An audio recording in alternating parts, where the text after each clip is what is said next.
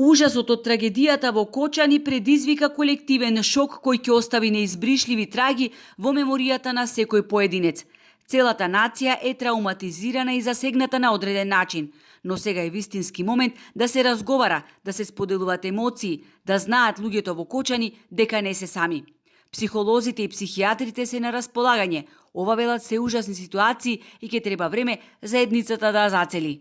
Мислам дека после ова нема човек кој што не е потресен, кој што не сочувствува со семејствата, бидејќи ова навистина е една огромна трагедија и на вакви ситуации ние не сме навикнати. Ова е една кризна состојба, значи една траума, која што долго после тоа и ќе се памти.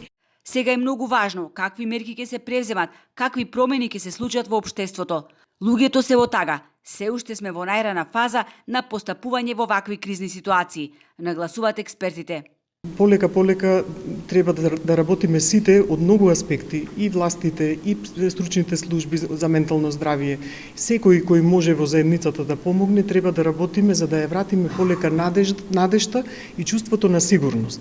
И долго време ќе треба за да се врати довербата во системот. Таа е многу изгубена, комплетно е уништена и би требало да полека да очекуваме да се враќа.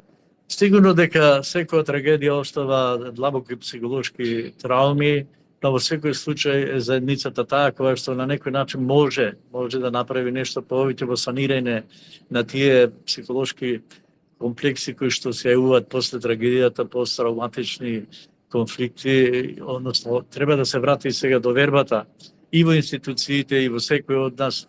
Експертите алармираат во овој кревок период да се избегнуваат секаков вид на сензации поврзани со трагедијата. Треба да бидеме свесни и болката на најблиските чии чеда загинаа во трагедијата да не научи на одговорност и самосвест. Државата и институциите превземаат мерки се со цел да им се помогне на секој можен начин.